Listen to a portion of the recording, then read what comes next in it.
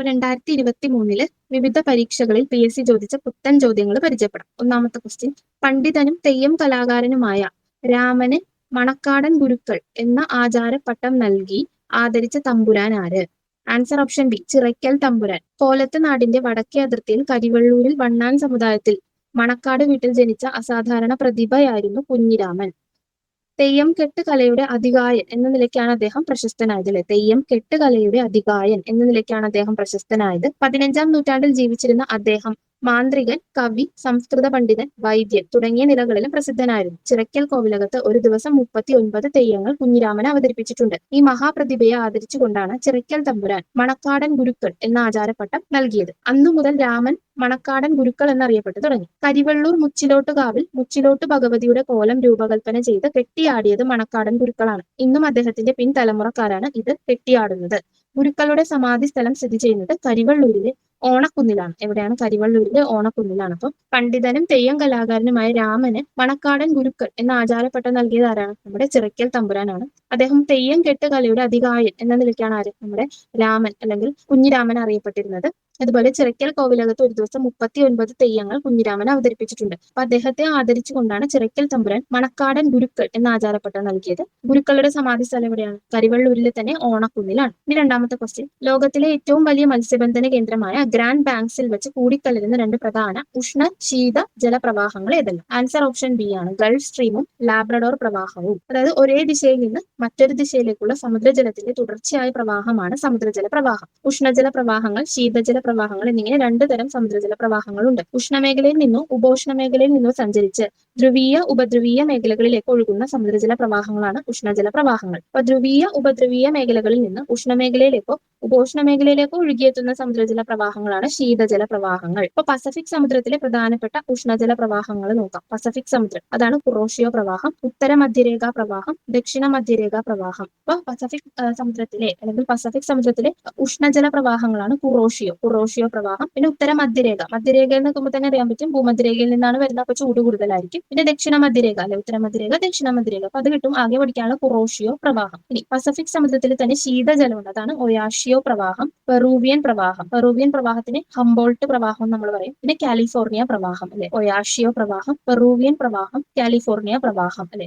Oyashio, Peruvian, California. അതില് Peruvian Humboldt പ്രവാഹം എന്നറിയപ്പെടുന്നു. അപ്പൊ ഉത്തര പസഫിക് സമുദ്രത്തിലെ പ്രധാനപ്പെട്ട ഉഷ്ണജല പ്രവാഹവും ശീതജല പ്രവാഹങ്ങളും കിട്ടി. ഉഷ്ണജലം എന്ന് പറയുമ്പോൾ നമുക്ക് ഒരെണ്ണം എക്സ്ട്രാ പഠിച്ചാൽ മതി, കുറോഷിയോ പ്രവാഹം. ബാക്കി മധ്യരേഖയാണ്, ദക്ഷിണ മധ്യരേഖ, ഉത്തര മധ്യരേഖ. ഇനി പസഫിക്കിലെ തന്നെ ശീതജലം ഉണ്ട്, അതാണ് ഒയാഷിയോ, പിന്നെ കാലിഫോർണിയ, പിന്നെ പെറു പ്രവാഹം അറിയപ്പെടുന്ന മറ്റൊരു പേരാണ് ഹംബോൾട്ട് പ്രവാഹം. ഇനി പ്രധാനപ്പെട്ട മറ്റൊരു സമുദ്രമാണ് അറ്റ്ലാന്റിക് സമുദ്രം. അവിടുത്തെ ഉഷ്ണജല പ്രവാഹങ്ങളാണ് ഗൾഫ് സ്ട്രീം അല്ലെ. ഗൾഫ് എന്ന് നോക്കുമ്പോൾ തന്നെ അറിയാം ചൂടുകൂടിയ പ്രദേശം, അപ്പൊ ഗൾഫ് സ്ട്രീം പ്രവാഹം. പിന്നെ ഫ്ലോറിഡ പ്രവാഹം, ഫ്ലോറിഡ പ്രവാഹം. ഇനി അവിടുത്തെ അറ്റ്ലാന്റിക് സമുദ്രത്തിലെ തന്നെ ശീതജല പ്രവാഹങ്ങളാണ് ലാബ്രഡോർ പ്രവാഹം, കാനറീസ് പ്രവാഹം. അപ്പൊ അറ്റ്ലാന്റിക് സമുദ്രത്തിലാണ് ഇവയെന്ന് നമ്മൾ ഐഡന്റിഫൈ ചെയ്യാൻ പറ്റണം അല്ലെ. ഗൾഫ് സ്ട്രീം പ്രവാഹം, ഫ്ലോറിഡ പ്രവാഹം, അതൊക്കെ ഉഷ്ണജല പ്രവാഹങ്ങളാണ്. പിന്നെ കാനറീസ് പ്രവാഹം, ലാബ്രഡോർ പ്രവാഹം, ഇവ ശീതജല പ്രവാഹങ്ങളാണ്. ഇന്ത്യൻ മഹാസമുദ്രത്തിലെ ഉഷ്ണജല പ്രവാഹങ്ങൾ ഏതൊക്കെയാണെന്ന് നോക്കാം. തെക്ക് പടിഞ്ഞാറൻ മൺസൂൺ പ്രവാഹം, അഗുൽഹാസ് പ്രവാഹം. ഇനി ഇന്ത്യൻ മഹാസമുദ്രത്തിലെ തന്നെ ശീതജല പ്രവാഹങ്ങളാണ് പശ്ചിമ ഓസ്ട്രേലിയൻ പ്രവാഹം, പശ്ചിമവാത പ്രവാഹം അല്ലെ. പശ്ചിമ ഓസ്ട്രേലിയൻ പ്രവാഹം, പശ്ചിമവാത പ്രവാഹം. ഇനി ഉഷ്ണ ശീതജല പ്രവാഹങ്ങൾ സന്ധിക്കുന്ന പ്രദേശങ്ങൾ എന്താണ്? ഈ മത്സ്യങ്ങളുടെ വളർച്ചയ്ക്കുള്ള അനുകൂല സാഹചര്യങ്ങളാണ്. ഇപ്പൊ ലോകത്തിലെ പ്രധാന മത്സ്യബന്ധന കേന്ദ്രങ്ങളിൽ ഒന്നാണ് ഈ ഗ്രാൻഡ് ബാങ്ക്സ്. അപ്പൊ ഗ്രാൻഡ് ബാങ്ക്സിൽ എന്തൊക്കെയാണ് കൂടിച്ചേരുന്നതെന്ന് വെച്ച് കഴിഞ്ഞാൽ ഗൾഫ് സ്ട്രീം, അതൊരു ഉഷ്ണജല പ്രവാഹമാണ്. ലാബ്രഡോർ, അതൊരു ശീതജല പ്രവാഹമാണ്. ഇനി ഈ ഗൾഫ് സ്ട്രീം എന്ന് പറയുന്ന ഏത് സമുദ്രത്തിലാണ്? അറ്റ്ലാന്റിക് സമുദ്രത്തിലാണ്. ലാബ്രഡോർ എന്ന് പറയുന്ന എവിടെയാണ്? അതും അറ്റ്ലാന്റിക് സമുദ്രത്തിൽ തന്നെയാണ് അല്ലെ. ലാബ്രഡോർ അറ്റ്ലാന്റിക് സമുദ്രം. അപ്പൊ അറ്റ്ലാന്റിക് സമുദ്രത്തിലെ പ്രധാനപ്പെട്ട ഒരു മത്സ്യബന്ധന കേന്ദ്രമാണ് ഏത്? ഗ്രാൻഡ് ബാങ്ക്സ് എന്ന് പറയുന്നത്. അപ്പൊ സമുദ്രജല പ്രവാഹങ്ങൾ ഒന്നും കൂടി നോക്കിയാൽ പസഫിക് സമുദ്രത്തിലെ ഉഷ്ണജല പ്രവാഹങ്ങളാണ് കുറോഷിയോ, ഉത്തര മധ്യരേഖ, ദക്ഷിണ മധ്യരേഖ. അതിലെ ശീതജല പ്രവാഹങ്ങളാണ് ഒയാഷിയോ പ്രവാഹം, പെറൂവിയൻ പ്രവാഹം, കാലിഫോർണിയ പ്രവാഹം. ഇനി അറ്റ്ലാന്റിക് സമുദ്രത്തിലെ ഉഷ്ണജല പ്രവാഹങ്ങളാണ് ഗൾഫ് സ്ട്രീം, ഫ്ലോറിഡ പ്രവാഹം. ഇനി അതിൽ അറ്റ്ലാന്റിക്കിലെ തന്നെ ശീതജലമാണ് ലാബ്രഡോർ ആൻഡ് കാനറീസ് പ്രവാഹം. ഇന്ത്യൻ മഹാസമുദ്രത്തിലാണെങ്കിൽ അഗുൽഹാസ് പ്രവാഹം, തെക്ക് പടിഞ്ഞാറൻ മൺസൂൺ പ്രവാഹം. ഇന്ത്യൻ മഹാസമുദ്രത്തിലെ തന്നെ ശീതജല പ്രവാഹങ്ങളാണ് പശ്ചിമ ഓസ്ട്രേലിയൻ പ്രവാഹം, പശ്ചിമവാത പ്രവാഹം. മൂന്നാമത്തെ ക്വസ്റ്റ്യൻ, ഫുട്ബോളിന്റെ ആകൃതിയിലുള്ള കാർബണിന്റെ രൂപാന്തരം. ആൻസർ ഓപ്ഷൻ സി, ഫുള്ളറീൻ ആണ്. ഫുള്ളറീൻ.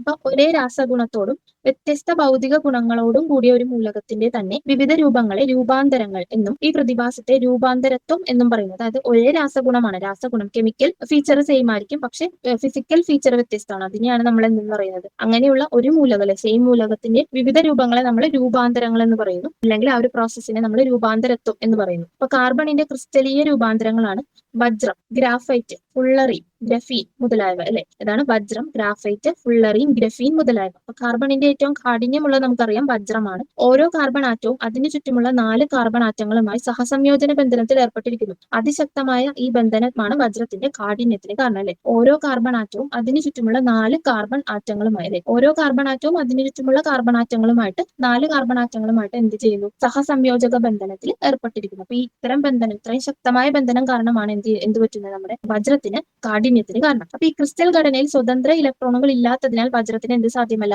ഇലക്ട്രിസിറ്റി കണ്ടക്ട് ചെയ്യാൻ പറ്റില്ല അല്ലെ, വൈദ്യുതിയെ കടത്തിവിടാനാവില്ല. അപ്പൊ വജ്രത്തിന് ഉയർന്ന താപചാലകതയുണ്ട്. ഇതിന് കാരണവും ഈ സഹസംയോജക രാസബന്ധനമാണ്. ചെമ്പിനെ അപേക്ഷിച്ച് 5 മടങ്ങോളം ഉയർന്നതാണ് വജ്രത്തിന്റെ താപചാലകത അല്ലെ. ചെമ്പ് കോപ്പറിനെ അപേക്ഷിച്ച് എത്രയാണ്? 5 മടങ്ങോളം ഉയർന്നതാണ് വജ്രത്തിന്റെ താപചാലകത. 5 മടങ്ങോളം ഉയർന്നതാണ്. ശുദ്ധമായ വജ്രം സുതാര്യവും നിറമില്ലാത്തതുമാണ് അല്ലെ. സുതാര്യവും നിറമില്ല എന്ന് ഓർക്കുക. ശുദ്ധമായ വജ്രത്തിന് നിറമില്ല. എന്നാൽ ചില മൂലകങ്ങളുടെ സാന്നിധ്യം എന്ത് ചെയ്യും? അതായത് ഇമ്പ്യൂരിറ്റീസ് എന്ന് വേണമെങ്കിൽ നമുക്ക് പറയാം. അതിനെന്താണ്? വജ്രത്തിന് നിറം നൽകാറുണ്ട്. അപ്പൊ ബോറോണിന്റെ സാന്നിധ്യം എന്താണ് വജ്രത്തിന് നൽകുന്നത്? നീല നിറം. ബോറോൺ ബ്ലൂ എന്ന് ഓർക്കുക. ബോറോൺ നീല നിറവും നൈട്രജൻ മഞ്ഞ നിറവും നൽകാറുണ്ട് അല്ലെ. ബോറോൺ വജ്രത്തിന് നൽകുന്ന നിറം ഏതാണ്? ബ്ലൂ അല്ലെങ്കിൽ നീല നിറം. നൈട്രജൻ നൽകുന്ന നിറം മഞ്ഞയാണ്. ചില പ്രത്യേക രീതിയിൽ മുറിച്ചെടുത്താൽ വജ്രത്തിനുള്ളിൽ കടക്കുന്ന പ്രകാശകിരണങ്ങൾ പൂർണ്ണാന്തര പ്രതിഫലനത്തിന് വിധേയമായി അവയിലെ ഘടകവർണ്ണങ്ങൾ വേർതിരിയുന്നു അല്ലെ. കാർബണിന്റെ ഏറ്റവും മൃദുവായ ക്രിസ്റ്റലീയ രൂപമാണ് ഗ്രാഫൈറ്റ്. വജ്രത്തിന്റെ കാര്യങ്ങൾ നോക്കിയാൽ കാർബണിന്റെ ഏറ്റവും കാഠിന്യം, വജ്രത്തിന്റെ ക്വസ്റ്റ്യൻ LDC എക്സാമിനൊക്കെ മുമ്പ് ചോദിച്ചിട്ടുണ്ട്. അപ്പൊ കാർബണിന്റെ ഏറ്റവും കാഠിന്യമുള്ള രൂപാന്തരമാണ് വജ്രം. ഓരോ കാർബൺ ആറ്റവും അതിന് ചുറ്റുമുള്ള 4 കാർബൺ ആറ്റവുമായിട്ട് എന്തായിട്ട് സഹസംയോജക ബന്ധനത്തിലാണ്. അതുകൊണ്ട് തന്നെ ഈ ബന്ധനം കാരണമാണ് ഇതിന് എന്ത് ശക്തമായ ഈ ബന്ധനമാണ് വജ്രത്തിന്റെ കാഠിന്യത്തിന് കാരണം. അപ്പൊ ഇതിലൊരു സ്വതന്ത്ര ഇലക്ട്രോൺ പോലും ഇല്ല അല്ലെ. എല്ലാ ഇലക്ട്രോണും ബന്ധിക്കപ്പെട്ടിരിക്കുകയാണ്. അപ്പൊ ഇലക്ട്രിസിറ്റി കണ്ടക്ട് ചെയ്യാൻ അവിടെ ഇലക്ട്രോൺ ഇല്ല. അതുകൊണ്ട് തന്നെ വജ്രം എന്ത് ചെയ്യില്ല? വൈദ്യുതി കടത്തിവിടില്ല.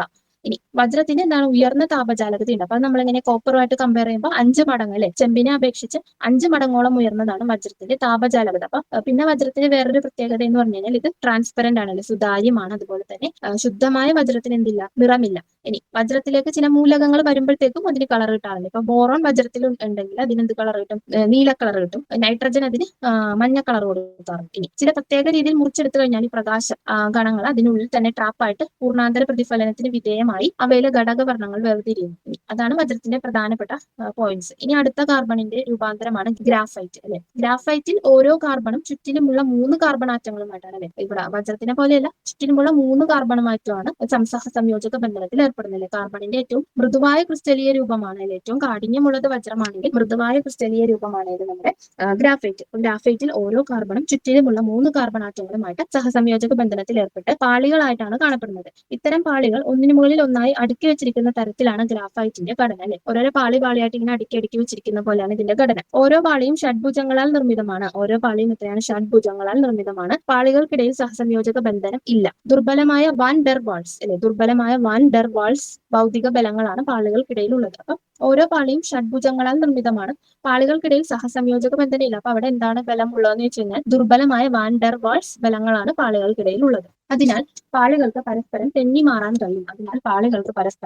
മാറാൻ കഴിയും. സഹസംയോജക ബന്ധനത്തിൽ ഏർപ്പെടാത്ത ഇലക്ട്രോണുകളുടെ സാന്നിധ്യം ഗ്രാഫൈറ്റിനെ എന്താക്കുന്നു? വൈദ്യുത ചാലകമാക്കുന്നു. നമ്മൾ കണ്ടു, ഒരു ഇലക്ട്രോൺ സ്വതന്ത്രമായിട്ടിരിക്കുകയാണ് ഇത് ഗ്രാഫൈറ്റ്. അപ്പൊ അത് വൈദ്യുത ചാലകമാകുന്നു. പിന്നെ എഴുതാൻ കഴിയുന്നത് എന്നർത്ഥമുള്ള ഗ്രാഫീൻ എന്ന ലാറ്റിൻ വാക്കിൽ നിന്നാണ് ഗ്രാഫൈറ്റിന് പേര് ലഭിച്ചത് അല്ലെ. ലെഡ് പെൻസിൽ എന്നറിയപ്പെടുന്നത് ഗ്രാഫൈറ്റ് ആണ്. ചാരനിറമുള്ളതും ബാഷ്പീകരണ ശീലമില്ലാത്തതുമാണ് ഗ്രാഫൈറ്റ് അല്ലെ. ചാരനിറമാണ്, പറയാം ചാരനിറമാണ്. പിന്നെ ബാഷ്പീകരണ ശീലമില്ലാത്തതുമാണ് ഗ്രാഫൈറ്റ്. ഇനി ഇതിന്റെ ഉപയോഗങ്ങളാണ്: പെൻസിൽ ലെഡ് നിർമ്മിക്കാൻ ഉപയോഗിക്കുന്നു, ഡ്രൈ സെല്ലിലെ ഇലക്ട്രോഡായി ഉപയോഗിക്കുന്നു, ഖരാവസ്ഥയിലുള്ള സ്നേഹകം അഥവാ ലൂബ്രിക്കന്റ് ആയി ഉപയോഗിക്കുന്നു. അപ്പൊ എന്തൊക്കെയാണ് ഉപയോഗങ്ങൾ? പെൻസിൽ ലെഡ് നിർമ്മിക്കാൻ ഉപയോഗിക്കുന്നു, ഡ്രൈ സെല്ലിലെ ഇലക്ട്രോഡായി ഉപയോഗിക്കുന്നു, പിന്നെ ഖരാവസ്ഥയിലുള്ള സ്നേഹകം അല്ലെങ്കിൽ ലൂബ്രിക്കന്റ് ആയിട്ടൊക്കെ ഉപയോഗിക്കുന്നുണ്ട്. ഇനി പഞ്ചഭുജാകൃതിയും ഷഡ്ഭുജാകൃതിയിലുമുള്ള വലയങ്ങൾ ചേർന്ന പൊള്ളയായ ഗോളീയ രൂപമാണ് ഫുള്ളറീനുകൾ. ഗോളീയ രൂപമാണ് ഇവ. ബക്കി ബോൾസ് എന്നറിയപ്പെടുന്നത്. ഇതിന് എന്താകൃതിയാണ്? പഞ്ചഭുജാകൃതി, ഷഡ്ഭുജാകൃതിയും കാണാം. ചില സമയത്ത് 5 വശമായിരിക്കും, ചില സമയത്ത് 6 വശമായിരിക്കും. പഞ്ചഭുജം, ഷഡ്ഭുജം. അപ്പൊ ഇങ്ങനെയുള്ള വലയങ്ങൾ ചേർന്ന് കാണപ്പെടുന്ന പൊള്ളയായ ഗോളീയ രൂപമാണ് ഇതിന് നമ്മുടെ ഫുള്ളറീനുകൾക്കുള്ളത്. അതിനെ ബക്കി ബോൾസ് എന്ന് വിളിക്കുന്നു.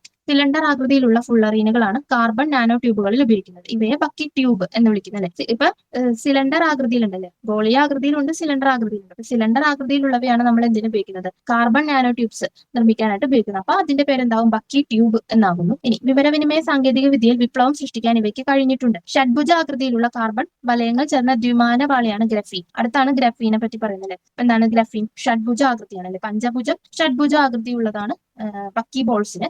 അത് നീണ്ടതാണെങ്കിൽ അല്ലേ, സിലിണ്ടർ ആകൃതിയാണെങ്കിൽ അതിന് നമ്മൾ കാർബൺ നാനോ ട്യൂബ്സിന് ഉപയോഗിക്കുന്നു. ഇനി ഷഡ്ഭുജ ആകൃതിയിലുള്ള കാർബൺ വലയങ്ങൾ ചേർന്ന ദ്വിമാന പാളിയാണ് ഏത്? ഗ്രഫീൻ. ഗ്രാഫൈറ്റിന്റെ ഒരു പാളിക്ക് സമാനമാണ് ഒരു ഗ്രഫീൻ. ഗ്രാഫൈറ്റ്, ഫുള്ളറിൻ മുതലായ കാർബൺ രൂപാന്തരങ്ങളുടെ അടിസ്ഥാന യൂണിറ്റ് ആണ് ഗ്രഫീൻ അല്ലെ. ഗ്രാഫൈറ്റ് നമ്മൾ പഠിച്ചു. ആ ഗ്രാഫൈറ്റിന്റെ ഒരു പാളിക്ക് സമാനമാണ് ഒരു ഗ്രഫീൻ എന്ന് പറയുന്നത്. ഗ്രാഫൈറ്റ്, ഫുള്ളറിൻ മുതലായ കാർബൺ രൂപാന്തരങ്ങളുടെ അടിസ്ഥാന യൂണിറ്റ് ആണ് ഗ്രഫീൻ. ഇനി ഈ ഗ്രഫീനിന്റെ സവിശേഷതകൾ എന്ന് പറഞ്ഞാൽ സ്റ്റീലുണ്ട്. സ്റ്റീലിനേക്കാൾ 200 മടങ്ങ് ബലമാണ് ഉള്ളത്. 200 മടങ്ങ് ബലമാക്കുണ്ട് ഈ ഗ്രഫീനുണ്ട്. അതുപോലെ താപത്തിന്റെയും വൈദ്യുതിയുടെയും ചാലകമാണ്. താപചാലകവുമാണ്, വൈദ്യുതി ചാലകവുമാണ്. സ്റ്റീലിനേക്കാൾ 200 മടങ്ങ് ബലമുണ്ട്. നാനോ ടെക്നോളജി രംഗത്ത് വൻ വിപ്ലവം സൃഷ്ടിക്കാൻ കഴിഞ്ഞിട്ടുണ്ട്. കോക്ക്, കൽക്കരി, മരക്കരി, എല്ലുകരി തുടങ്ങിയവ ക്രിസ്റ്റൽ ആകൃതിയില്ലാത്ത കാർബൺ രൂപാന്തരങ്ങളാണ്. ഇവയെ പൊതുവായി അമോർഫസ് കാർബൺ എന്ന് പറയുന്നത്. ഇപ്പൊ നമ്മൾ ഇത്രയും പഠിച്ചത് ഏതൊക്കെയാണ്? വജ്രം, ഗ്രാഫൈറ്റ്, ഫുള്ളറിൻ, ഗ്രഫീൻ. ഇതെല്ലാം ക്രിസ്റ്റലീയ രൂപാന്തരങ്ങളാണ്. ഈ ക്രിസ്റ്റൽ ആകൃതി ഇല്ലാത്ത കാർബണിന്റെ തന്നെ കുറെ രൂപാന്തരങ്ങളുണ്ട്. അതാണ് ഏതൊക്കെ? കോക്ക്, കൽക്കരി, മരക്കരി, എല്ലുകരി തുടങ്ങിയവയൊക്കെ ക്രിസ്റ്റൽ ആകൃതിയില്ല. ഇവയാണ് അമോർഫസ് കാർബൺ എന്നറിയപ്പെടുന്നത്. ഇവയാണ് അമോർഫസ് കാർബൺ. അപ്പൊ നമ്മൾ ക്രിസ്റ്റലീയ ആകൃതിയിൽ പഠിച്ചത് വജ്രം, ഗ്രാഫൈറ്റ്, ഫുള്ളറിൻ, ഗ്രഫീൻ. ഇതിൽ വജ്രത്തിന് താപചാലകതയൊക്കെ ഉണ്ട്, പക്ഷെ വൈദ്യുതി ഒന്നും കടത്തിവിടില്ല എന്ന് ഓർക്കാം. ഗ്രാഫൈറ്റ് എന്ന് പറയുമ്പോൾ പാളിപാളികളായി കാണപ്പെടുന്നു. അതിൽ വാണ്ടർവാൾസ് ബലം ഓർത്തിരിക്കുക. പിന്നെ ഫുള്ളറിൻ ബക്കി ബോൾസ് എന്നറിയപ്പെടുന്നു, അല്ലെങ്കിൽ സിലിണ്ടർ ആകൃതിയാണെങ്കിൽ ബക്കി ട്യൂബ് എന്നറിയപ്പെടുന്നു. പിന്നെ ഉള്ളത് ഗ്രഫീൻ ആണല്ലേ. ഗ്രഫീൻ എന്ന് പറഞ്ഞു കഴിഞ്ഞാൽ സ്റ്റീലിന്റെ 200 മടങ്ങ് ബലമുള്ള സംഭവമാണ്. അതുപോലെ നമ്മുടെ ഗ്രാഫൈറ്റിന്റെ ഒരു പാളിയൊക്കെയാണ് സമാനമാണ് ഈ ഗ്രഫീൻ എന്നൊക്കെ പറയുന്നത്.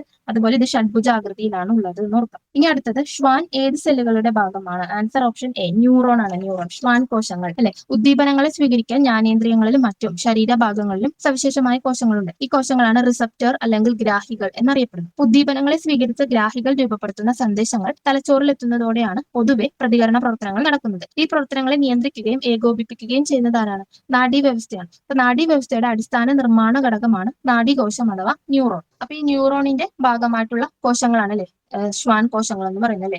ശ്വാൻ കോശങ്ങൾ ഈ ന്യൂറോണിന്റെ ഭാഗമാണ്. അതായത് ഉദ്ദീപനങ്ങളെ സ്വീകരിക്കാൻ നമുക്ക് എന്തുണ്ട്? റിസപ്റ്റേഴ്സ് ഉണ്ട്. അപ്പൊ ഈ ഉദ്ദീപനങ്ങളെ സ്വീകരിച്ച് ഗ്രാഹികൾ രൂപപ്പെടുത്തുന്ന ഈ സന്ദേശങ്ങൾ തലച്ചോറിൽ എത്തുമ്പോഴാണ് നമുക്ക് അതിനനുസരിച്ച് പ്രതികരിക്കാനായിട്ട് സാധിക്കില്ല, പ്രതികരണ പ്രവർത്തനങ്ങൾ. അപ്പൊ ഈ പ്രവർത്തനങ്ങളെ നിയന്ത്രിക്കുകയൊക്കെ ചെയ്യുന്ന ആളുകളാണ് ഇത് നാഡികൾ അഥവാ ന്യൂറോണുകൾ എന്ന് പറയുന്നത് അല്ലെ, ന്യൂറോൺസ് എന്ന് പറയുന്നത്. അപ്പൊ ഈ നാഡീ വ്യവസ്ഥയുടെ അടിസ്ഥാന ഘടകം ഏതാണ് എന്ന് ചോദിച്ചു കഴിഞ്ഞാൽ ഈ ന്യൂറോൺ തന്നെയാണ് അല്ലെ. അടിസ്ഥാനമായിട്ടുള്ള ഘടകം അല്ലെ, ബേസിക് ഫാക്ടർ ഏതാണെന്ന് ചോദിച്ചു കഴിഞ്ഞാൽ അത് ഏതാണ്? ന്യൂറോൺ ആണ്. അപ്പൊ ഈ ന്യൂറോണുമായി ബന്ധപ്പെട്ട കോശമാണ് ഏത്? ശ്വാൻ കോശങ്ങൾ. ശ്വാൻ സെല്ലുകൾ ന്യൂറോണിന്റെ ഭാഗമാണ്. ഈ ശ്വാൻ കോശങ്ങൾ പ്രധാനമായിട്ടും മയലിൻ ഷീത്ത് നിർമ്മിച്ചിരിക്കുന്നവ ശ്വാൻ കോശങ്ങളാണ്. അത് ന്യൂറോണിന്റെ ഭാഗമാണെന്ന് ഓർക്കാം.